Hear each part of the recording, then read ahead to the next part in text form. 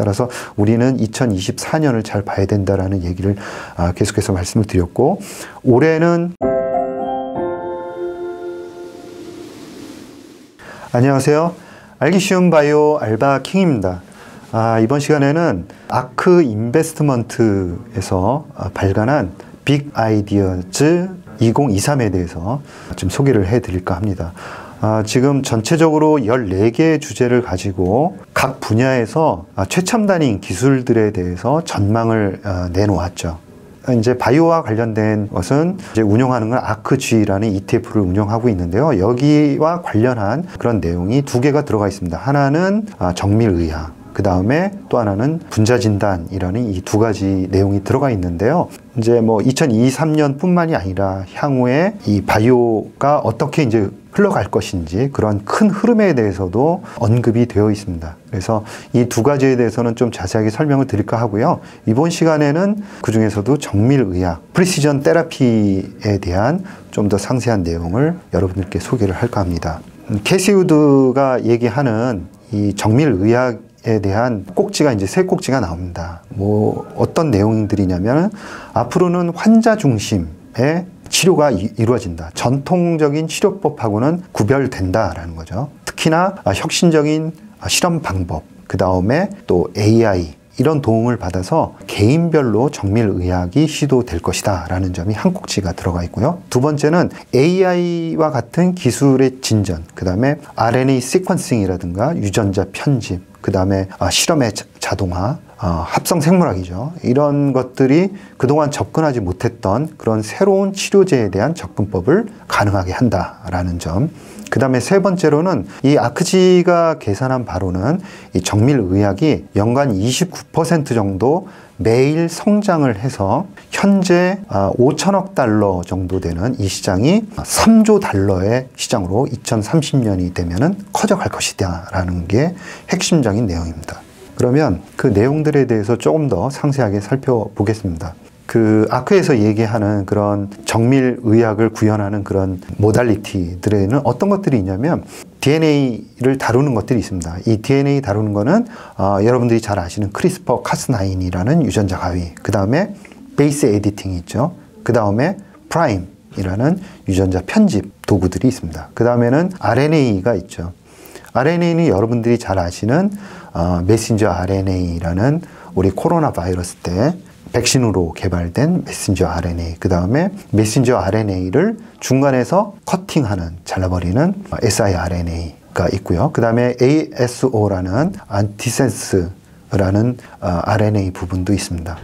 이렇게 다양한 이제 RNA 부분에 대한 강조, 그 다음에 단백질 쪽에서는 단백질 분해제를 강조를 하고 있습니다. 어찌됐건 이런 세 개의 큰 카테고리의 모달리티들이 혁신적인 그런 정밀의학을 가능하게 하고, 이름으로 인해서 이제 여러 가지 수혜가 있다라는 게 뭐냐면은 오프 타겟팅이 적어진다든가, 아니면은 미리 선택적으로 바이오마커를 걸러낼 수 있는 그런 능력이 생긴다든가, 아니면은 좀 더 개발 리드 타임을 앞당길 수 있다든가, 이런 여러 가지 이점이 있다. 특히나 희귀질환 치료제, 그동안 접근하지 못했던 희귀질환 치료제에 대한 개발 방법이 드디어 나왔다라는 거죠. 그래서 이러한 기술들의 총체를 통해서 FDA로부터 신약을 받을 가능성이 높아진다라는 게 하나의 그 결론입니다. 여기서 얘기하는 그 DNA, RNA, 단백질이라는 것은 중심 이론, 즉 센트럴 도그마라는 것에 근거를 두고 있는데, 몇 번 영상을 통해서 여러분들께 이제 소개를 해드렸듯이 핵 안에는 DNA가 있고, 이 DNA를 복사를 하는 게 메신저 RNA가 되는 거죠. 그리고 이 메신저 RNA가 핵 밖으로 빠져나와서 세포질에서 리보소움에서 번역이 되고 나면 이게 소포체로 가서 접히고 그 안에다가 당을 붙이고 해서 단백질로 완성이 되는 겁니다.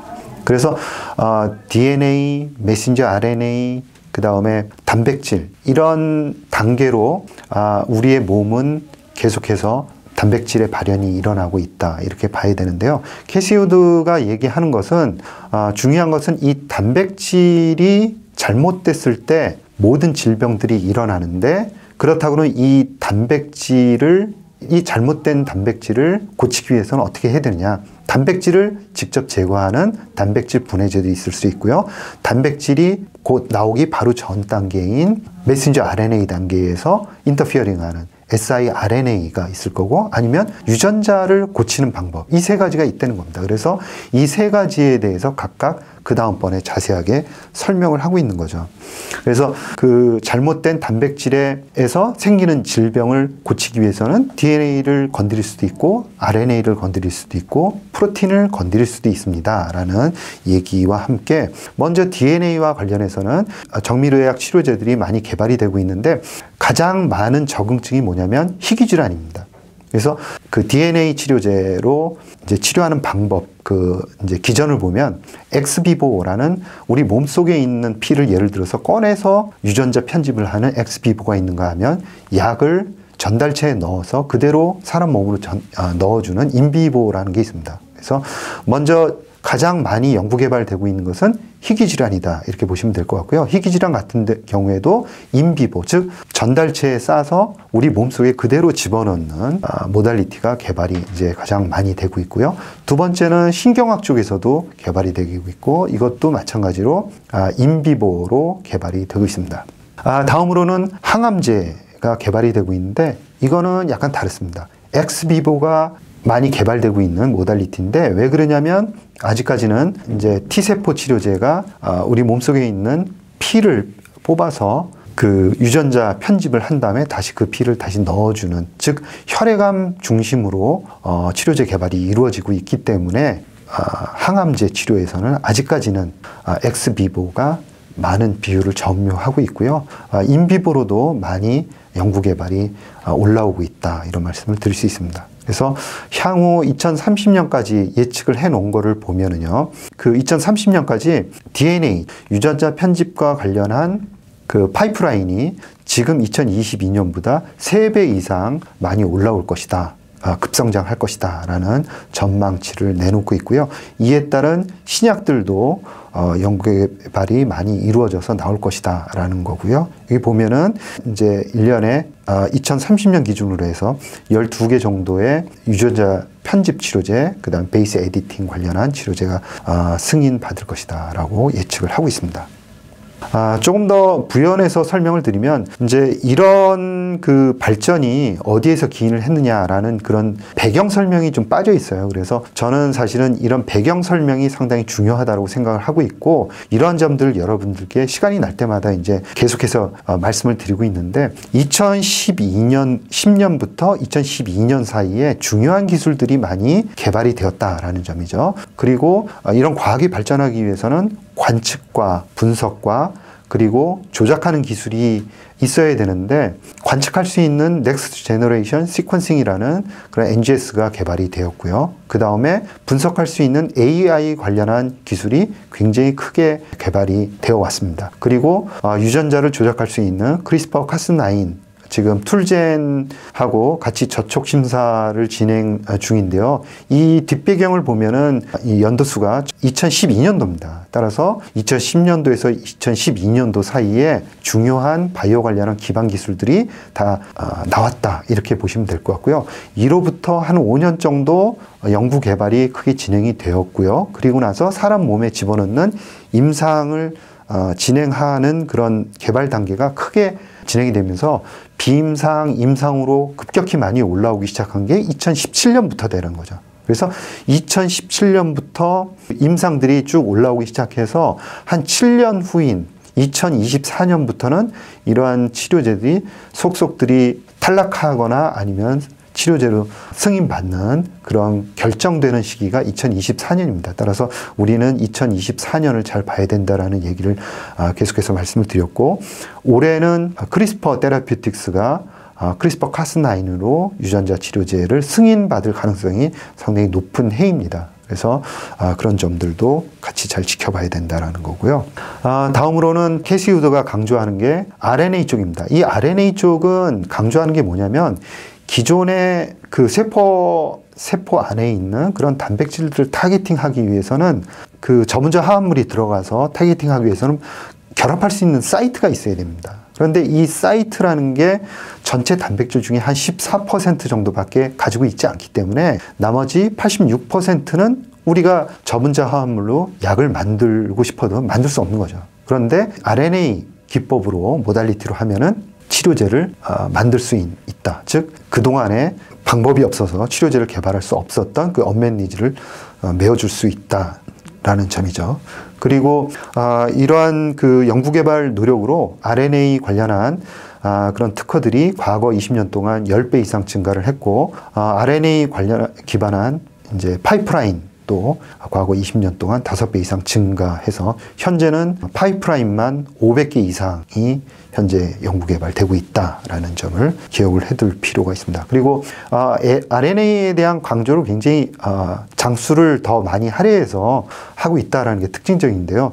또 한 가지는 일반적인 즉 전통적인 신약 제조와 관련해서는 약 10년 동안 한 20억 달러가 소요가 되는데 반해서 RNA 기반 치료제 개발에서는 연구 개발 기간이 한 5년 정도에 12억 달러 정도로 줄어든다라는 거예요.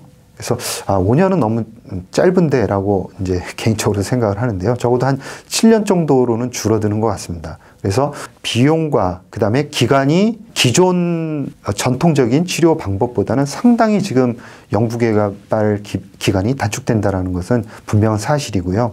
여기에다가 RNA 관련한 모달리티의 성공 확률이 다른 모달리티에 비해서 상당히 높게 나타나고 있습니다. 이거는 팩트고요. 그래서 성공 확률도 높고 개발 기간도 단축되고 연구개발 자금 소요도 비용 효율적이다라는 모든 측면에서 RNA가 우월하다라는 점을 강조를 하고 있습니다. 마지막으로 TPD에 대해서 강조를 하고 있습니다. 즉 단백질 분해제. 언젠가 이제 그 아비나스라는 유비키틴 프로테아좀 시스템에 대해서 이제 여러분들께 소개를 해드린 적이 있는데요. 조금 아쉬운 거는 아비나스의 그 임상 이상 연구 결과가 그렇게 인상적이지는 못했습니다. 그래서 최근에 TPD에 대한 그 얘기들이 좀 들어가긴 했는데 케이스 우드가 얘기하는 것은 최근 그 연구 개발이 굉장히 활발하게 진행이 되고 있고 특허를 등록하는 그런 비율도 상당히 크게 올라와 있다라는 점을 강조를 하고 있습니다. 그래서 향후에도 이 TPD에 대한 그런 그 확장성 그리고 성장성에 대해서 우리 관심을 가져야 된다라고 강조를 하고 있고요. 이러한 그 DNA 그리고 RNA 그다음에 단백질 관련한 그런 중요한 모달리티들이 성장을 하면서 전체적으로 매년 29% 정도 성장을 해서 2030년에는 거의 3조 달러 까지 시장이 급성장할 것이다 라는 전망을 내놓고 있습니다.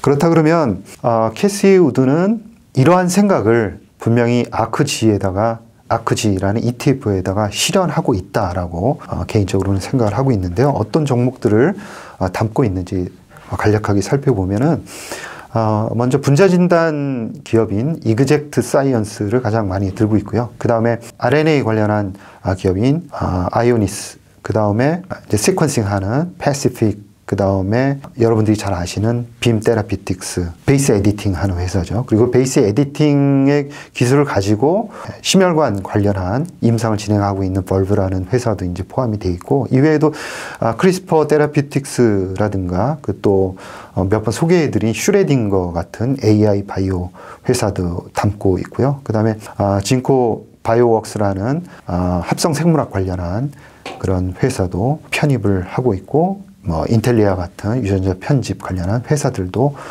담고 있습니다. 그래서 제가 동의하는 거는 지금 아크지에 표현되어 있는 것처럼 캐시 우드가 이야기하는 좀 장기적인 흐름들 이런 거에 대해서는 전적으로 동의를 하는 거고요. 한 가지 더 첨부하고 싶은 거는 이러한 큰 흐름들은 그냥 어디서 갑자기 나왔다가 사그러지는 게 아니라 2010년부터 2012년 사이에 개발되었던 바이오를 연구 개발할 수 있는, 그리고 실용화 단계를 갈 수 있도록 만든 중요한 기반 기술들 관측을 할 수 있고, 그 다음에 분석을 할 수 있고, 그 다음에 조작할 수 있는 이런 3단계의 기반 기술들이 개발이 되었기 때문에 가능했다라는 점을 부연 설명드리면서 이상 설명을 마치도록 하겠습니다. 여러분 감사합니다.